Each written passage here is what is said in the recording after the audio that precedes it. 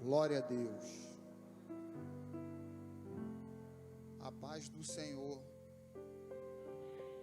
Amém? Glória a Deus. Antes de iniciar a palavra, eu queria parabenizar todos os pais. Todos os pais, sintam-se abraçados pela Assembleia de Deus, Ministério Boas Novas. O senhor papai que está em casa, sinta-se abraçado pela Assembleia de Deus, Ministério Boas Novas. Te convido a se colocar de pé e abrir a sua Bíblia no Evangelho segundo escreveu o doutor Lucas, capítulo de número 17, a partir do versículo de número 11.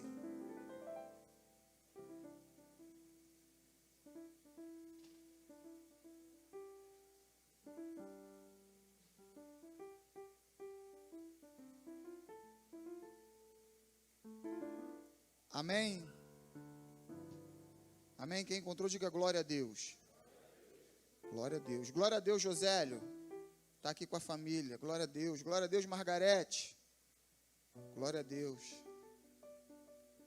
Estarei lendo, os irmãos acompanhem a leitura da palavra. Diz assim a palavra de Deus. De caminho para Jerusalém, passava Jesus pelo meio de Samaria e da Galileia.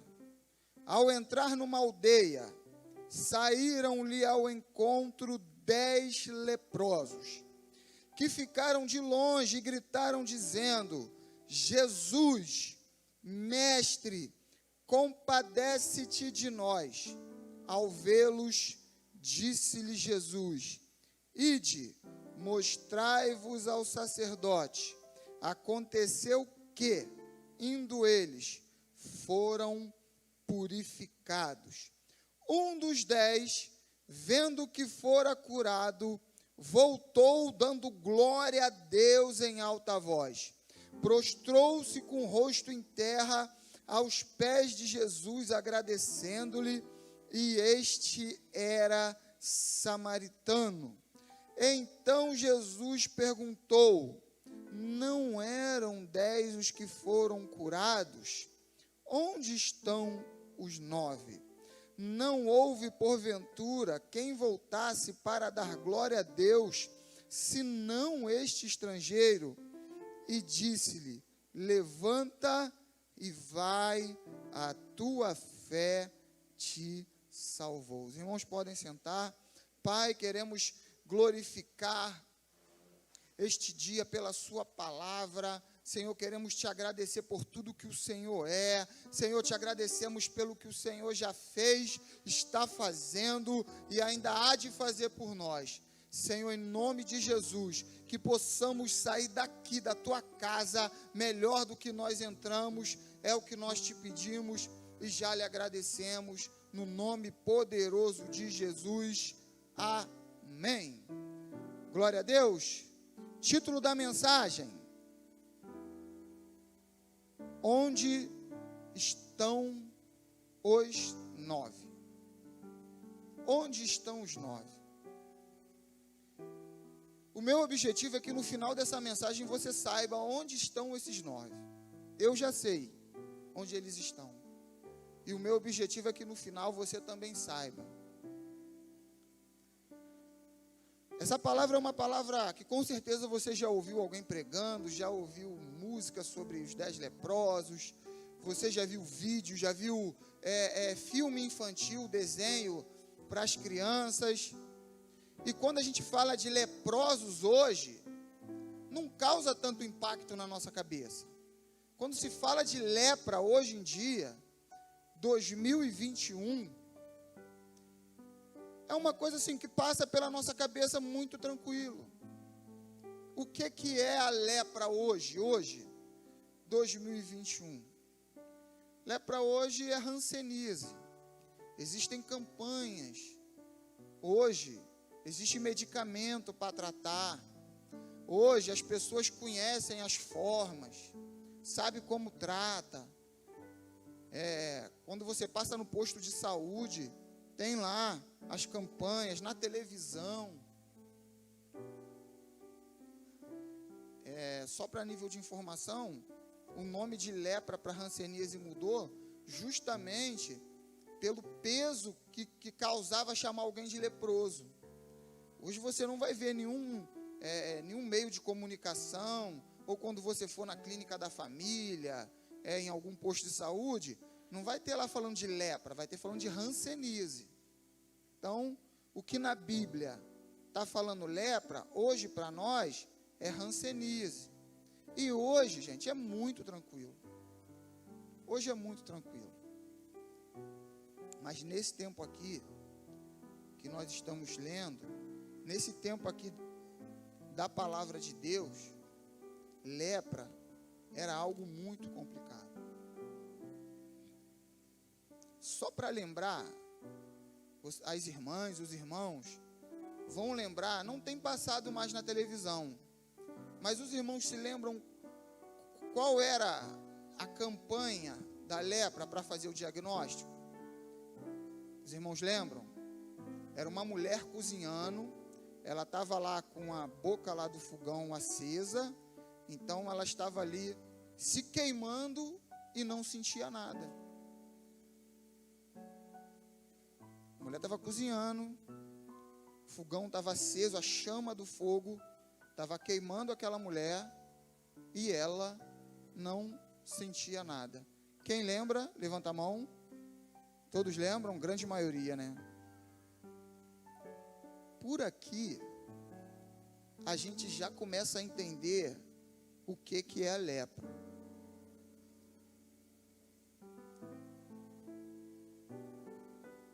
A lepra é uma doença da sensibilidade.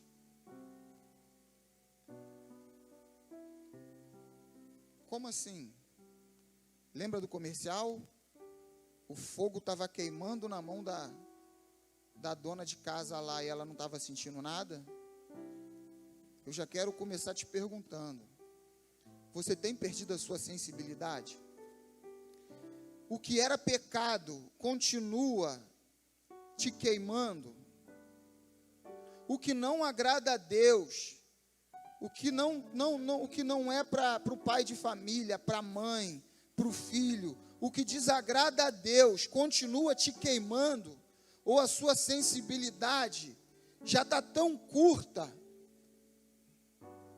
que está queimando a sua mão, que está queimando o seu corpo e você já não sente mais nada? A lepra, antigamente, era doença. Não é que ela não tinha cura, ela não tinha um remédio para curar. Algumas pessoas, na época de Jesus, ficavam curadas por si só. Outras evoluíam para o quadro grave da doença e, como não tinha tratamento, essas pessoas morriam leprosas. Qual era o problema? A lepra era uma doença que tirava o pai de família de casa. Tirava o pai de família de casa. Como assim? Uma vez que a pessoa era diagnosticada com lepra, ela tinha que sair do convívio da sociedade. Ia morar no leprosário. Uma vila, um local separado só para leprosos.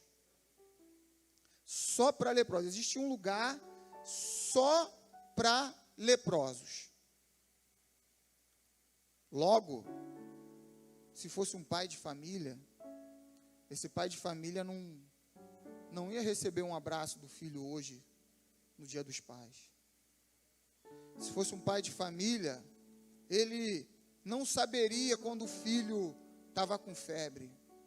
Se fosse um pai de família, depois do momento que ele foi diagnosticado com lepra, ele não ia ter mais a possibilidade de ouvir a sua esposa quando ela tivesse com algum problema, quando ela quisesse desabafar alguma coisa. se fosse hoje, o pai de família não saberia mais o que estava acontecendo dentro da sua casa, porque ele teria que ficar isolado. A lepra. A lepra era uma doença que acabava com todos os objetivos profissionais de quem fosse acometido. Não importa se era, eu vou falar aqui no Brasil, né? Se tinha nível fundamental, médio, superior, mestrado, doutorado, pós-doutorado, PhD. Se fosse leproso, acabou. Ia viver no leprosário. Não interessa qual era o nível da instrução que essa pessoa tinha. Se ela falava português, inglês, espanhol, aramaico, hebraico, não interessa. Uma vez leproso, acabou. Se esse leproso, outra coisa que a lepra fazia, era tirar do ministério. Podia ser sacerdote, podia ser levita, podia ser doutor da lei, podia ser o que fosse. Uma vez com lepra, está fora do ministério, está fora da orquestra, está fora do ministério de louvor.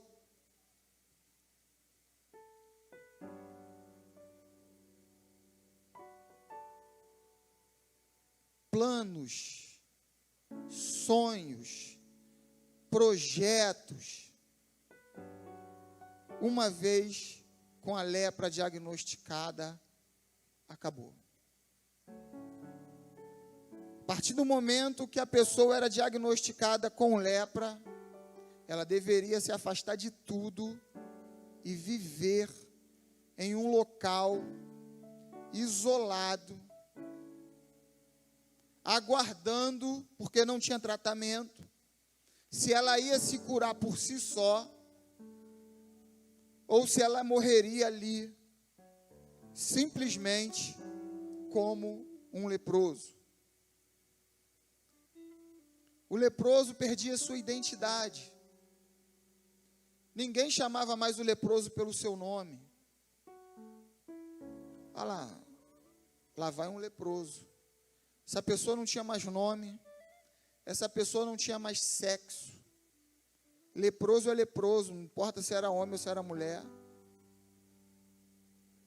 Criança também tinha lepra. Não interessa. Uma vez, nesse período aqui, que nós estamos lendo, leproso era um morto-vivo. Talvez se a gente tivesse a oportunidade de ter contato com uma pessoa dessa aqui, e chegar lá nele e fazer uma entrevista, meu amigo, você prefere o quê? Morrer agora ou continuar a vida que você está levando? Provavelmente ele ia falar, eu prefiro morrer do que ficar na condição que eu estou vivendo. Longe de tudo que eu conquistei, longe da minha família, longe do meu trabalho, longe do ministério, longe dos meus amigos, eu só posso conviver agora, minha família agora são os leprosos. Eu só posso conviver aqui. Eu só posso comer o que eles estão me dando aqui. Quando eu sinto dor, quando eu sinto frio, quando eu sinto sede, quando me dá vontade de chorar.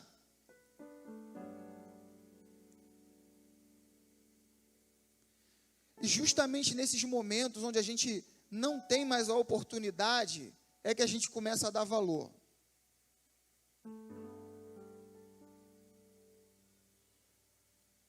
Deixa eu te falar uma coisa. A principal característica do leproso é a falta de sensibilidade. E eu quero te perguntar uma coisa.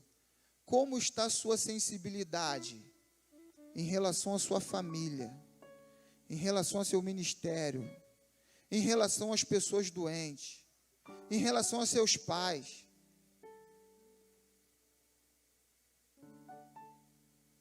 Já não tem sensibilidade?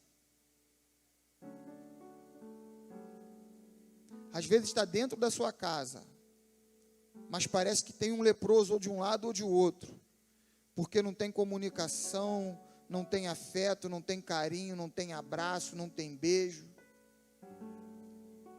Não podia beijar o leproso. Seu pai você pode beijar, sua mãe você pode beijar, seu irmão você pode beijar, você pode abraçar.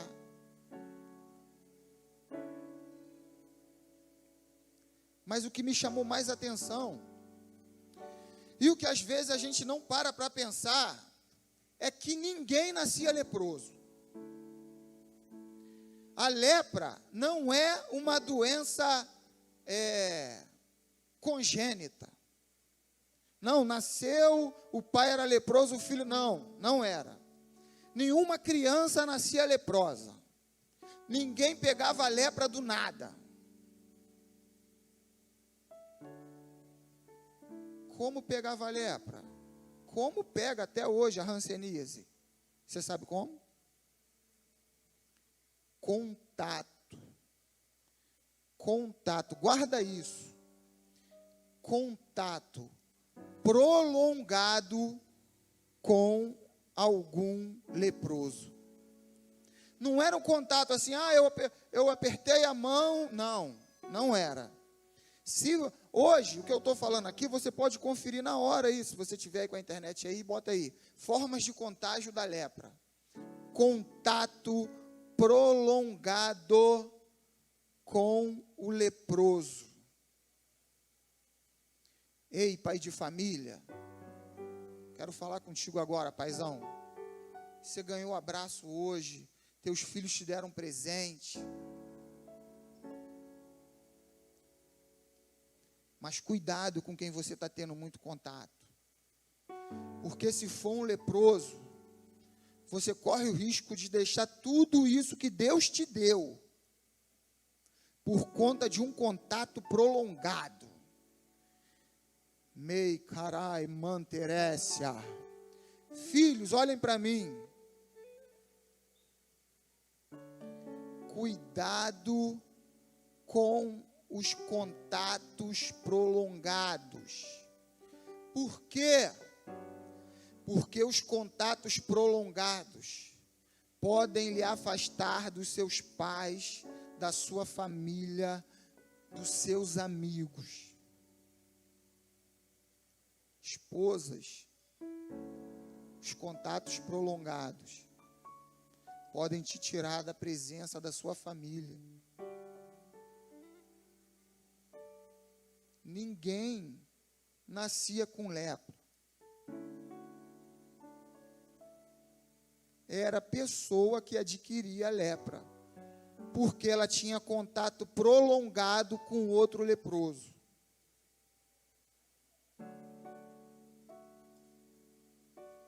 O que isso quer dizer? Você conhece aquelas pessoas que o pecado já não incomoda mais? Que um dia estava aqui no altar louvando, hoje só posta palavrão? Cuidado, ela pode te contaminar. Pessoas que acham que o casamento é só aquela festa que faz lá, bonito, salgadinho, bolo, ornamentação, que em casa você não tem que dar o sangue não. Brigou, separa, pô. Ih, que mané casamento.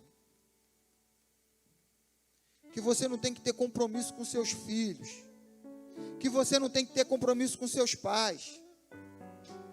Que vir para a igreja é bobeira. Se você conhece alguém assim, talvez esteja na hora de você se afastar um pouco dele. Porque ele pode estar leproso e ele vai te contaminar. E assim como ele já não dá valor para a família dele, daqui a pouco você também vai perder a sua família. que é o bem mais precioso que Deus nos deu aqui nessa terra.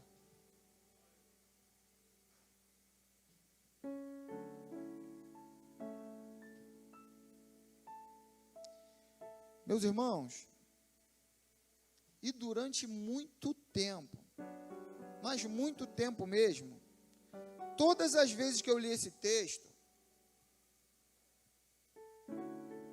eu entendia, tá? Isso é um entendimento meu, tá bom? Que quando Deus perguntava, quando Jesus perguntava pelos 9, eu pensava que Jesus estava falando de gratidão. Talvez você também pense assim. Eu pensava que Jesus falava assim, que bando de ingrato. Que cambada de muquirana. Ó, receberam a cura e ó.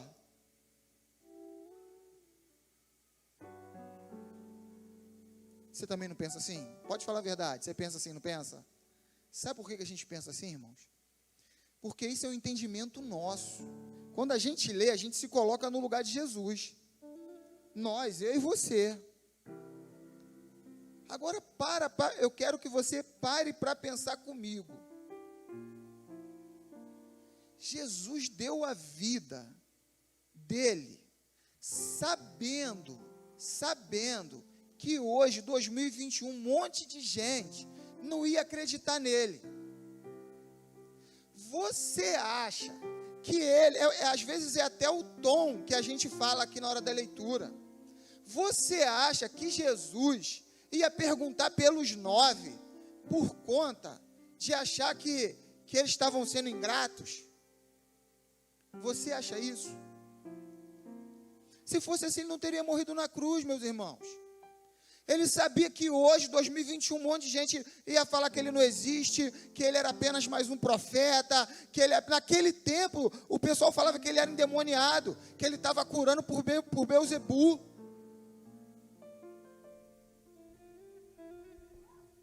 E aí a gente pensa assim, quando a gente lê, a gente se coloca na história. E a gente pensa que Jesus estava cobrando gratidão daqueles 9, porque nós pensamos assim. Nós cobraríamos gratidão daquelas pessoas. Nós cobramos gratidão das pessoas quando nós, de alguma forma, nós ajudamos as pessoas em alguma coisa e essas pessoas não nos reconhecem. Mas Jesus não é assim. Eu quero te explicar isso essa noite. E aí eu vou te perguntar, aonde estão os 9? Presta atenção comigo. 10 pessoas que não tinham mais futuro. 10 pessoas que não tinham mais família. 10 pessoas que a sociedade já tinha falado que não tem mais jeito, não tem mais cura, para o seu caso não tem mais jeito. 10 pessoas que os planos, os sonhos, os projetos já tinham terminados. Aí entra na história o Salvador, o Libertador. Aí na palavra vai dizer que Jesus passando,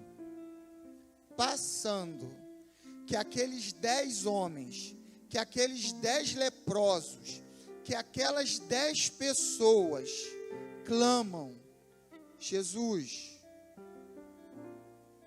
Mestre, compadeça-te de nós. Jesus, vai lá, se apresenta para o sacerdote. No caminho, eles perceberam que a sensibilidade voltou. No caminho, alguns leprosos desse tempo aqui, era estágio avançado, não tinham nariz, não tinham orelha, não tinha a ponta dos dedos, braço atrofiado. No meio do caminho, começaram a perceber. Ih, fulano, aí, está curado. Ih, rapaz, mas não é que teu nariz voltou? Rapaz, olha lá, o nariz dele voltou. Estou curado, estou curado, estou curado.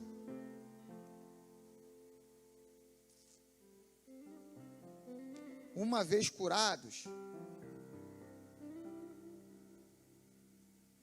vida social de volta, emprego de volta, possibilidade de voltar para casa, possibilidade de abraçar os amigos, possibilidade de viver em comunidade, tudo de volta.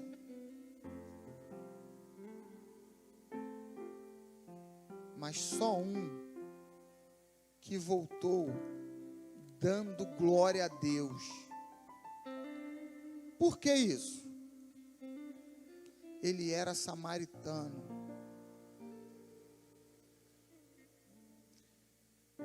Jesus falou com eles: vai e se apresenta o sacerdote. O sacerdote naquele período era uma espécie de perito. Se o sacerdote olhasse o leproso e falasse, está curado, podia voltar para o convívio da sociedade.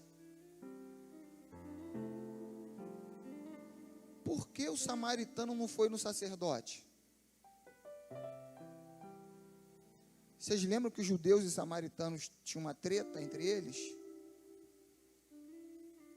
Vocês lembram como os judeus eram religiosos? A religiosidade estava à frente na vida deles. Eles optaram em se apresentar para o sacerdote. Esqueceram daquele que os curou. Esqueceram daquele que deu a possibilidade deles abraçarem a sua família. Esqueceu daquele que deu a possibilidade dele dar um abraço no seu marido, na sua esposa, de colocar os projetos, os sonhos, tudo em dia. Eles esqueceram daquilo. Aí a gente ouve Jesus falando: cadê os 9? Aí a gente pensa: meu Deus do céu, ele está cobrando. Meus irmãos, pensa comigo. Sabe por que Jesus perguntou cadê os 9? E eu já vou te falar onde estão esses 9. Você sabe onde estão esses 9? Não, está aqui, está dentro da igreja. Sabe por quê? Onde que o sacerdote ficava? Onde o sacerdote ficava? Na igreja, no templo.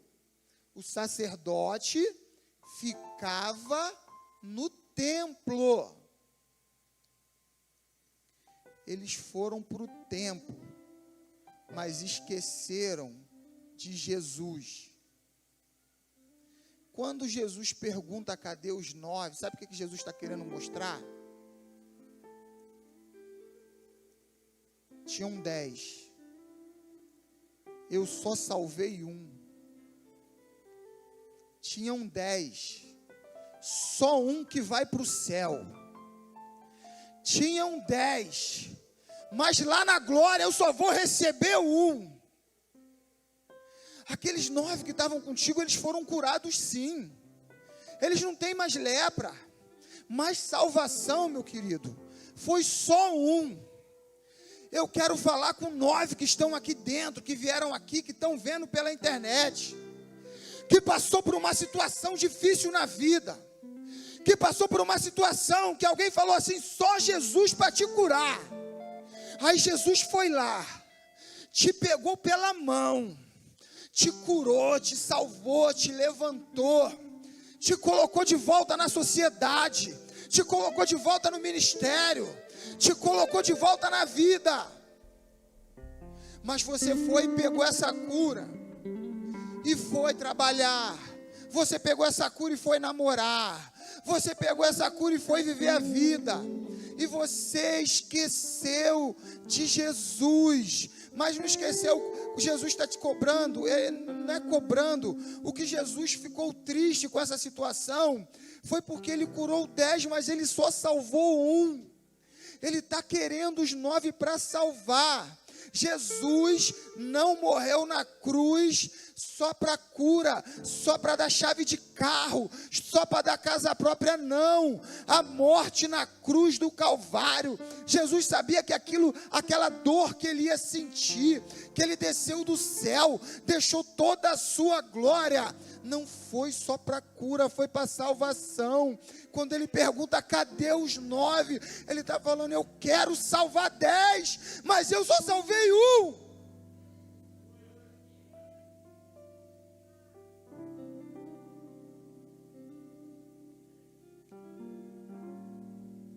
Esses 9 estão aqui.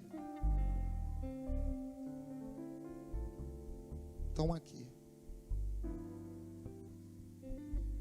Eu quero ser específico.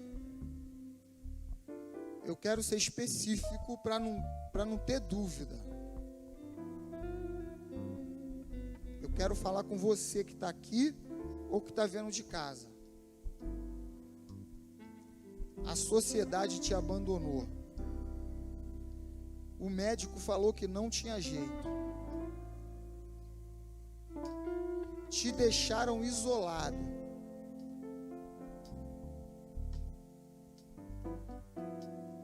Ninguém mais chegava perto de você. Jesus pegou na sua mão e te curou.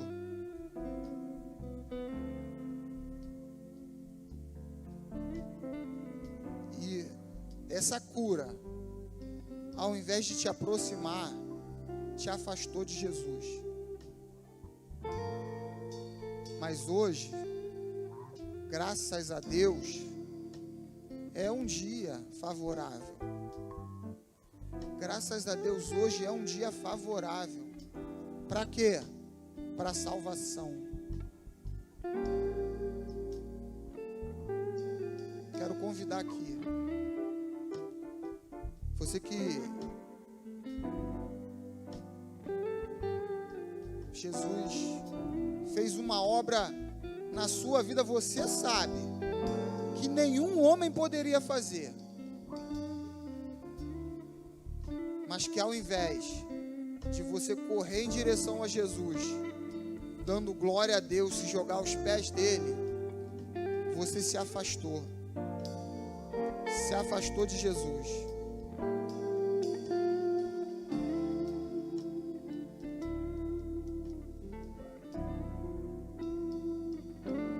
Voltou para o trabalho, e aí não tinha mais tempo para Jesus. Voltou para as amizades, e aí não tinha mais tempo para Jesus. Voltou para o cargo sacerdotal, e não tinha mais tempo para Jesus.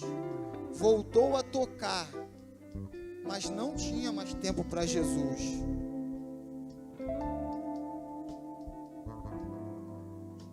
Eu quero te convidar.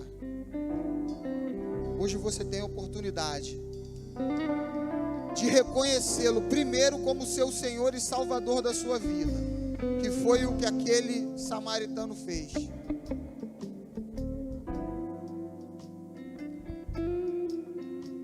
Senhor, eu sei que foi o Senhor que me curou.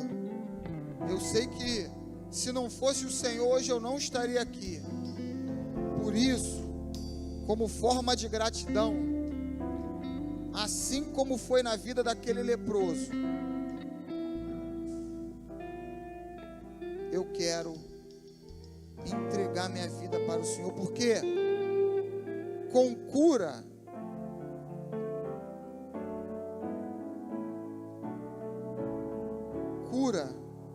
não quer dizer que vai para o céu.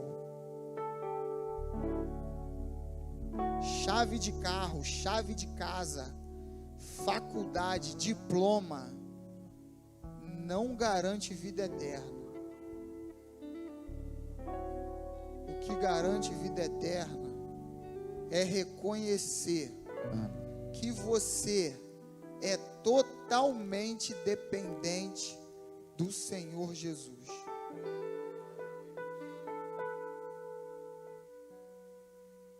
Onde estão os 9? Com certeza você sabe também agora. Com certeza você conhece um deles. Enquanto o ministério estiver adorando, se essa palavra falou com você, você tem a oportunidade de vir até aqui à frente e reconhecer o Senhor Jesus como seu único e suficiente Salvador, ou se reconciliar com o Senhor no dia de hoje.